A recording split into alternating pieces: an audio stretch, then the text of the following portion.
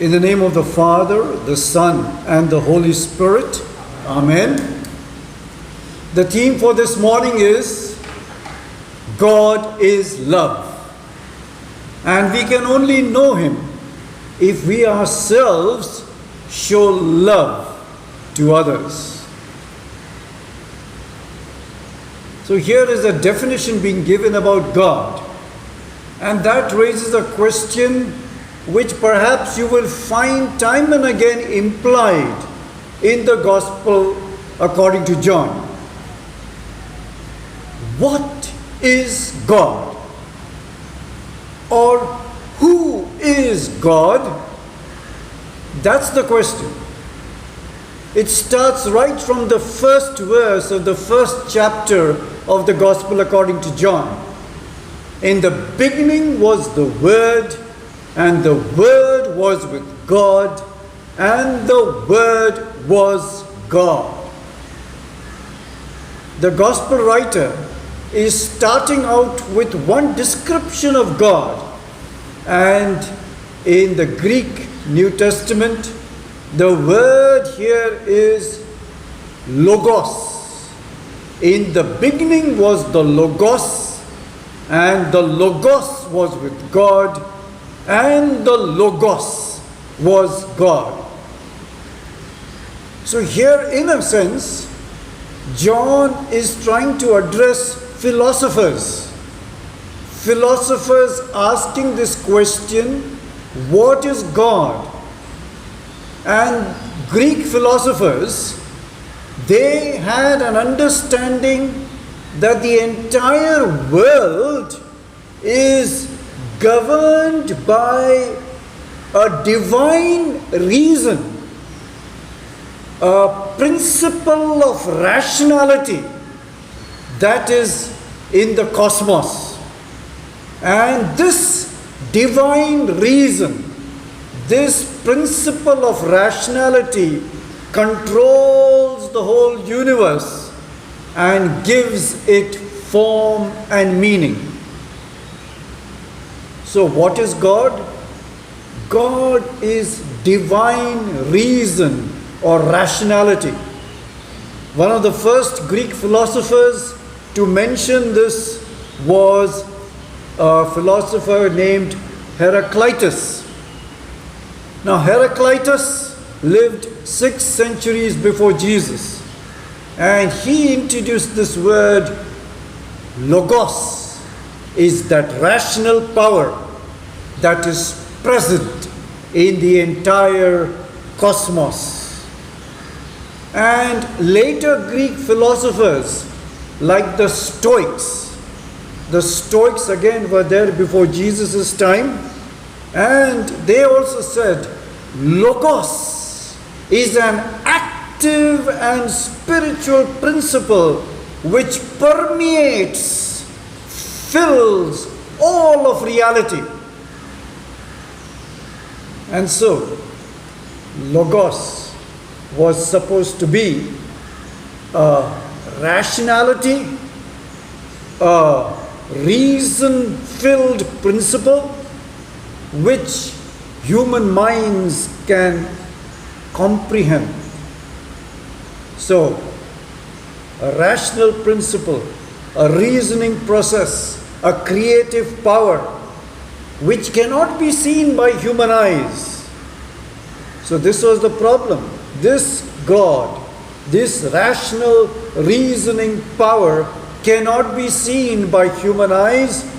Its form cannot be visualized by human beings. But they can comprehend it.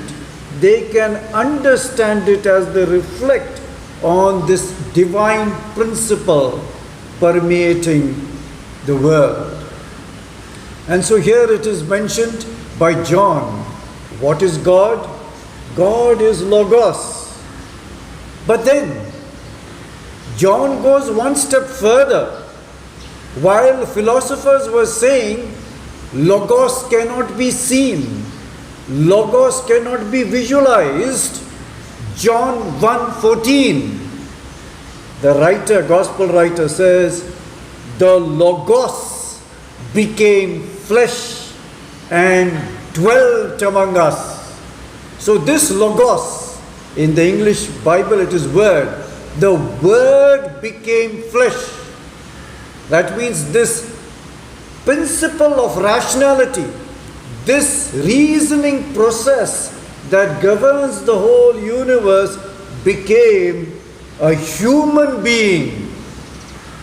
Became a human being in Jesus and dwelt among us. What is God? That is that question. Who is God? In John chapter 4, verse 24, there's another answer. John 4:24 says, God is spirit, and those who worship him must worship him in spirit and in truth. So this was another response. God is spirit.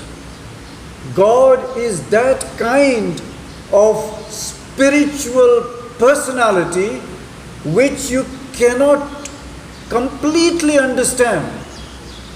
This spirit is a complex being, and its manifestation is beyond our imagination. This God, this spirit God, cannot be restricted to our physical senses.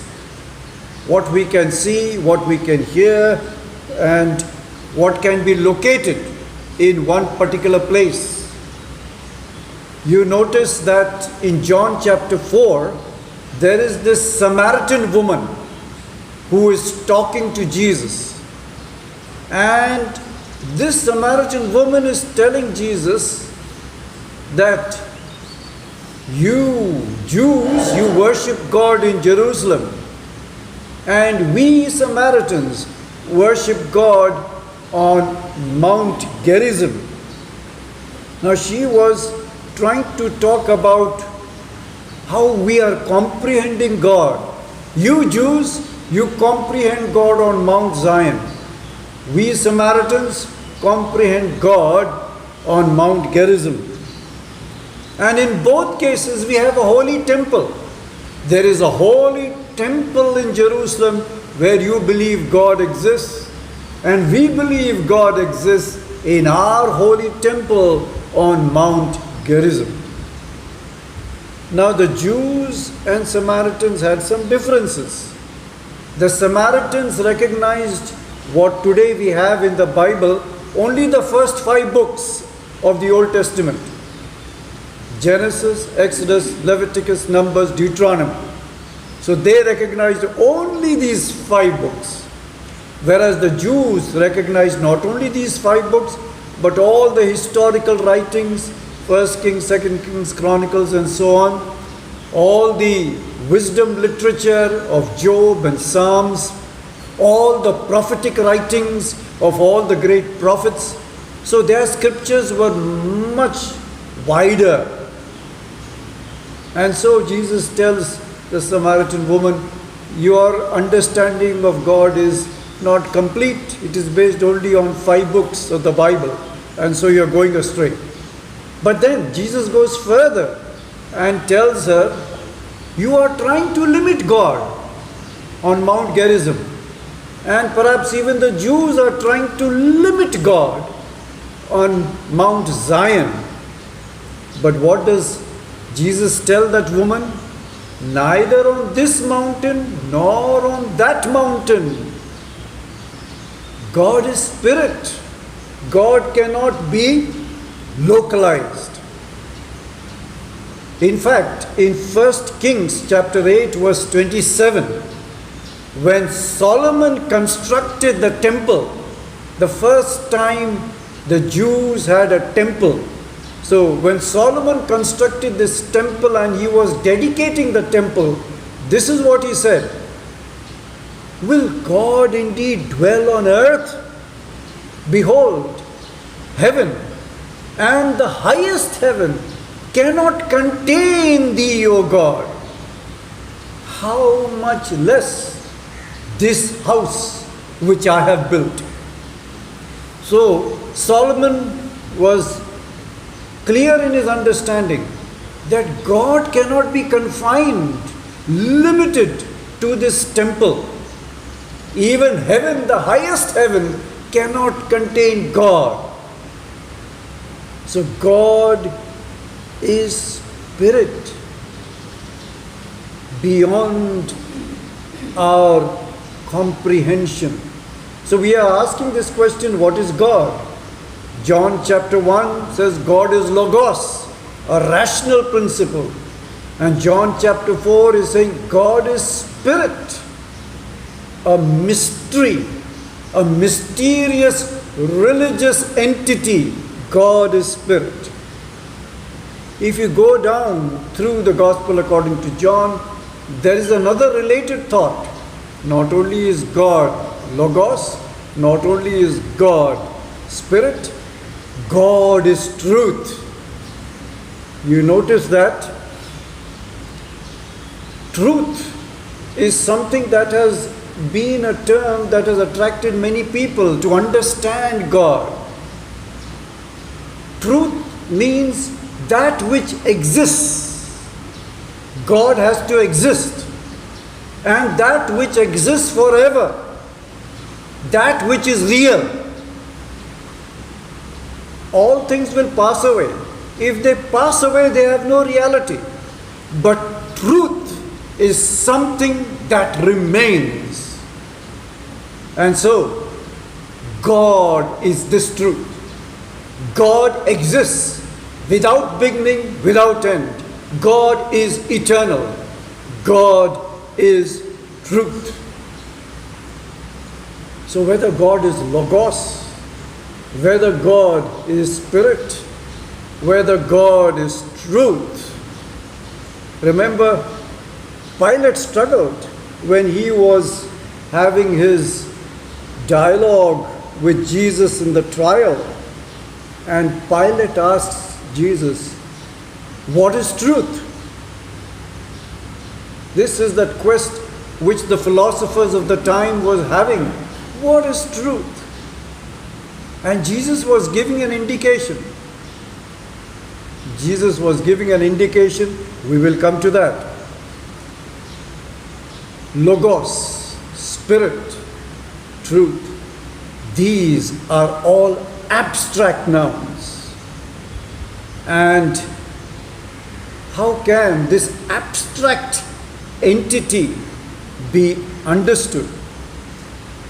In the epistle reading today we have heard 1 John chapter 4 verse 12. No man has ever seen God.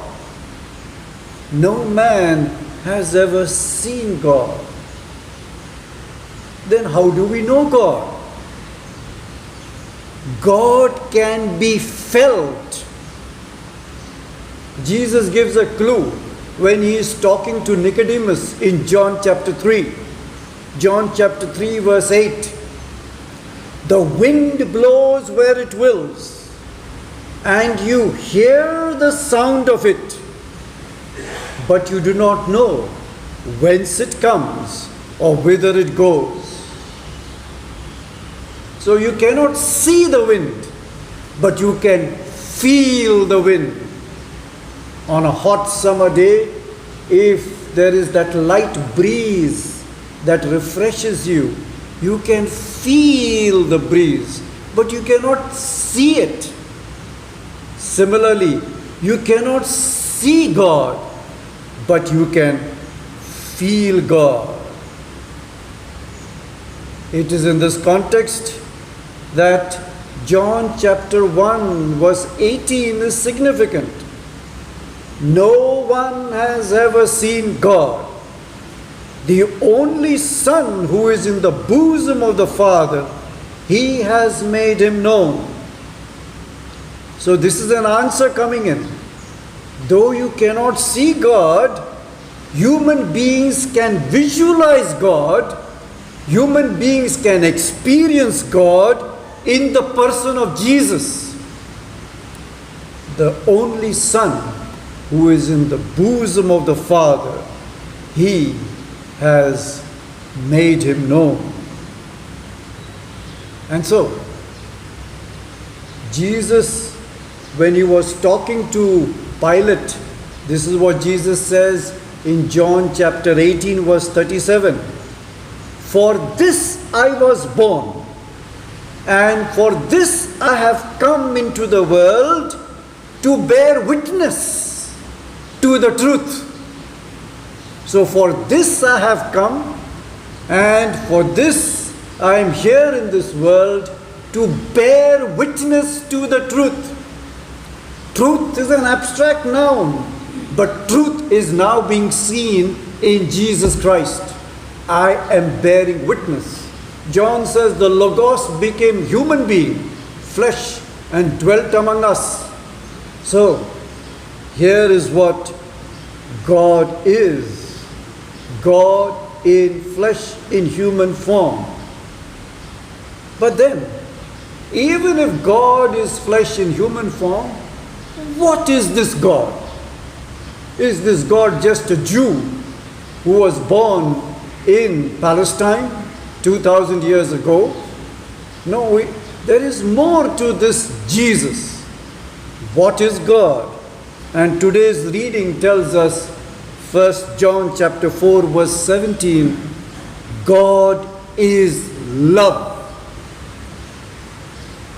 What does that mean? God is a relational, ethical principle of all existence. God is a relational, ethical principle of all existence. This relational, ethical principle has been experienced in Jesus. Again, go back to that verse, John 1:14.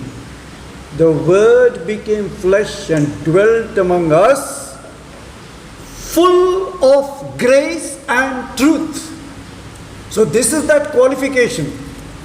Jesus is God with us, full of grace and truth.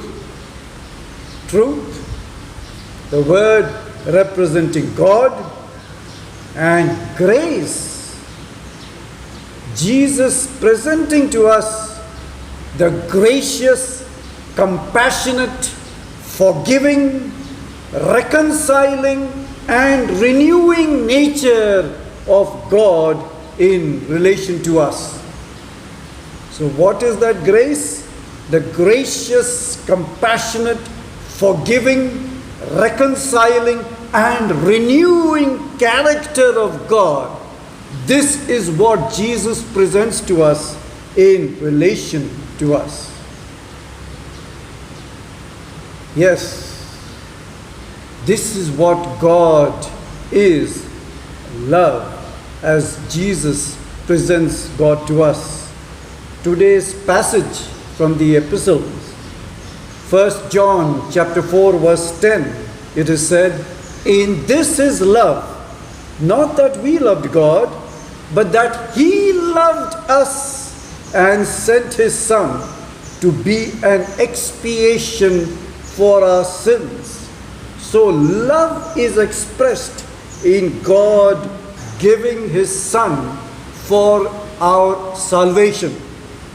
Expiation of our sins for our salvation. 1 John 4:14. God has sent the Son as the Savior of the world. And then we have that well-known verse, John 3:16. For God so loved the world that He gave His only Son. Gave His only Son, that whoever believes in Him should not perish, but have eternal life. And so, what is God? God is a God of love, giving His Son Jesus so that we can be saved and be reconciled, renewed in God's fellowship. This is what John says in John chapter 1 verses 12 and 13. But to all who received Him, who believed in His name, He gave power to become children of God. Now this is significant. What kind of children? who were born not of blood, nor of the will of the flesh, nor of the will of man, but of God. We are all physically born, that is our natural birth, but here God's plan is to make us children of God in a deeper spiritual sense. Human beings have to experience this rebirth. This is what Jesus was telling Nicodemus. You must be born again. Not of human descent. The Jews said we are Abraham's children. Not out of marriage of a man and woman. Not because of that. Not because of our human determination, I will become so and so. No.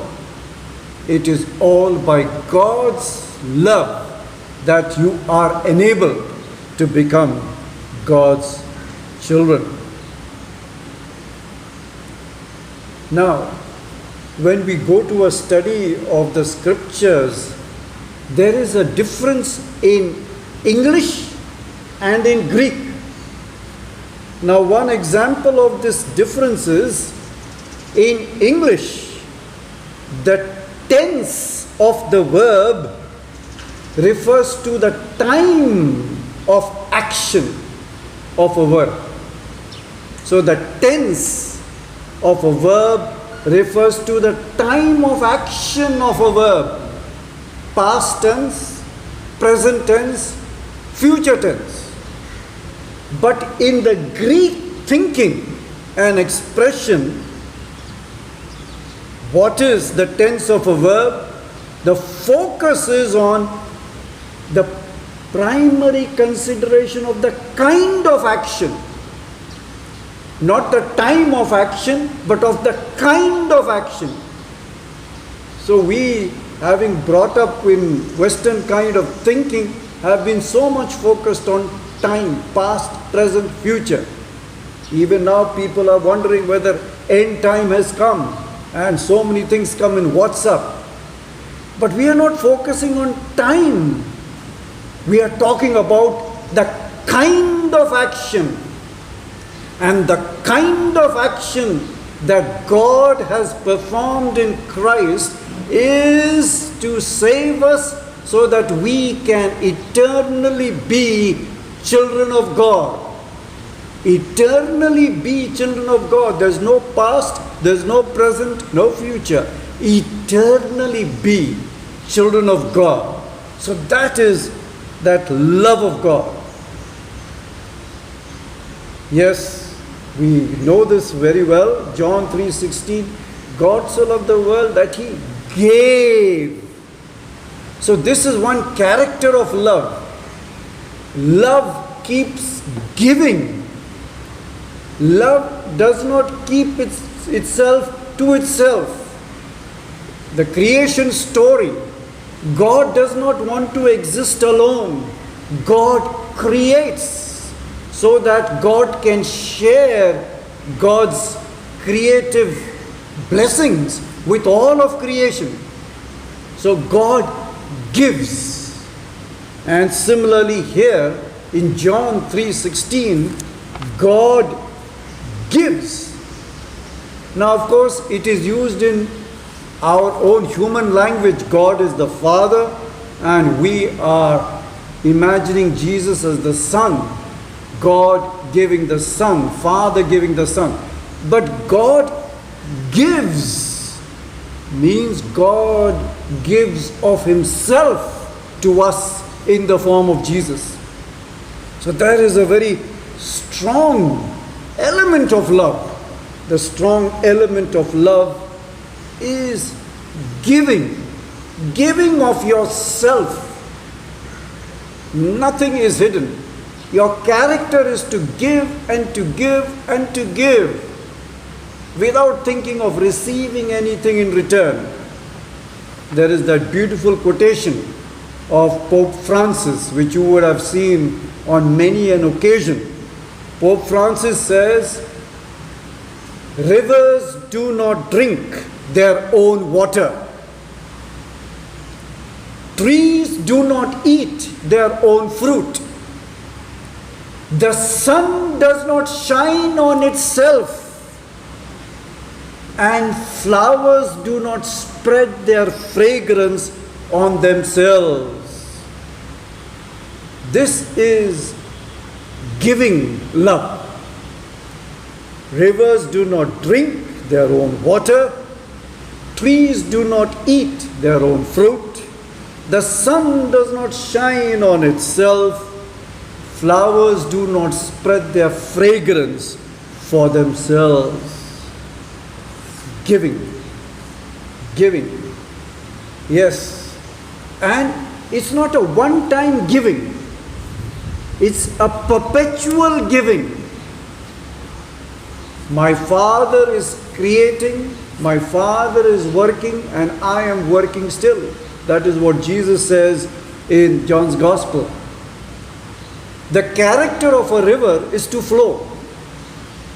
If a river has to be a river, it has to have flowing water. The moment the river water stops flowing, it is no more a river. Similarly, it's the character of God. God's character is giving in love. The moment God stops giving, God is no more God. Giving, emptying of oneself. And this giving is self-sacrificial. Self-sacrificial even to the point of death. Of course, nowadays we've started using these electronic candles. But the natural candle made of wax is something we are all familiar with. A candle, if it has to be living to its name, a candle has to burn to give light. So, only when a candle burns to give light, it is serving its identity as a candle. And mind you, as a candle burns, the wax of that candle is getting consumed. As the candle burns, the candle keeps becoming smaller and smaller. So, the candle becomes shorter and shorter, but it is burning, it is giving light. And so, the candle is a good example of self-sacrifice or a living sacrifice. Romans chapter 12 verse 1. Present your bodies as a living sacrifice. A candle is an example of a living sacrifice. It is burning, it is sacrificing itself, but giving light. Till the last drop of wax that exists in the candle burns and gives light. And so, that is the love of God. The love of God which keeps on giving, and keeps on at it. 2 Corinthians chapter 5 verse 21.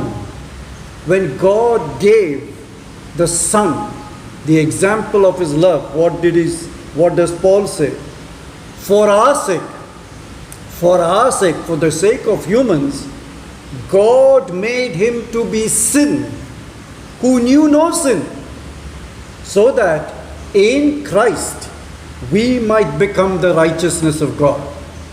So look at that point of giving, that extent of giving, the limit. God made Jesus, who knew no sin, to become sin, so that we might become the righteousness of God.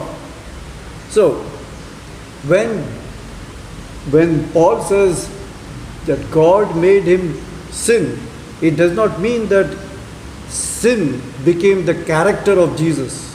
It does not mean that Jesus was a sinner. It does not mean that Jesus was guilty of sin. But then what does it mean, God made him to be sin? It means that the sin of the world was imputed, was attributed to Jesus. So our sins were put on the head of Jesus, So that is called attributing, imputing. So in that sense, the sin of the world was put on Jesus, so that we might become the righteousness of God. The righteousness of Jesus is being attributed to us.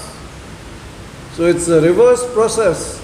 Our sins attributed to Jesus, Jesus' righteousness being given to us. This is love. This is love, when you give up yourself for the benefit, well-being of others. Romans chapter 5 verse 6. While we were still weak, at the right time, Christ died for the ungodly. And Romans 5 verse 8.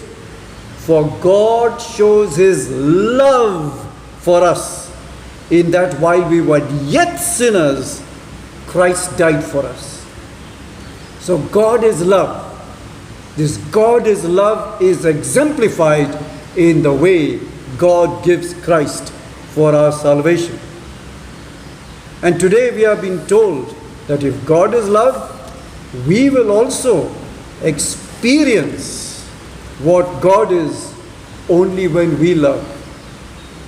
We will also experience what God is only when we love. So it is not head knowledge. Head knowledge is different from experiential knowing of God. And this is what Jesus says to His disciples, as we read in the gospel reading. A new commandment I give to you, love one another as I have loved you. Notice in John 15 verse 13, Jesus says, greater love has no man than this, that a man lays down his life for his friends. Now you have to notice, I have said this on an earlier occasion, that there's a difference. There are two commandments. You shall love your neighbor as yourself, and here Jesus is saying love one another. When Jesus is saying love one another, He is referring to the community of disciples. You should love one another. But the love of God is not just for a community called the church. Love of God is meant for all.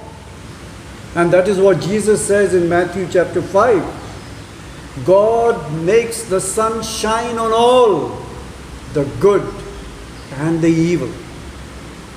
God loves all. The parable of the Good Samaritan in Luke chapter 10 again depicts this. Samaritans and Jews were enemies, but yet the Samaritan loved the Jew. So God loves all. And this is what we ought to be practicing. And this is coming as a challenge to us in these times of Corona. How do we practice love? Shall I stay home and stay safe? But what about those who are suffering? There are people who are working, as we call them, frontline workers. All those who are attending to Corona-affected people at the risk of their own lives. That is love. And of course there are different versions of the story. There is this version of one story. There was one man who was having a bed in the hospital. And then there comes another patient with Corona virus. And they are pleading and pleading. Our dear one is about to die. Please admit him. And the hospital authorities say, there is no bed, there is no bed. And this man, who was himself Corona afflicted, he says, I am taking a discharge. Let my bed be given to this other person. That is love. Fully affected by the coronavirus, he is saying, I am taking a discharge so that this other brother who is suffering so much and maybe on the point of death can get better attention. Let him take my bed. Yes, love is what you and I are called to practice, and beautifully put in 1 Corinthians chapter 13. What is love? Love is not performing great miracles. Love is not having great skills. Love is not having great accomplishments. Love is what you give of yourself to the welfare of others. There is this Christmas version of 1 Corinthians 13 where the writer says, if I decorate my house perfectly with played bows and with shining silver bells, but if I do not have love, I am just a decorator. If I slave away in the kitchen, baking dozens of Christmas cookies and preparing gourmet meals, but if I do not have love, I am just a cook. And if I work at a charitable organization, if I go carol singing in a nursing home, and if I give all that I have in charity, but if I do not have love, I am only a nominal Christian. Love does not give only to those who give in return, but rejoices in giving to those who cannot give in return. Love bears all things, believes all things, hopes all things, endures all things. Love never fails, and it is in love that we experience God.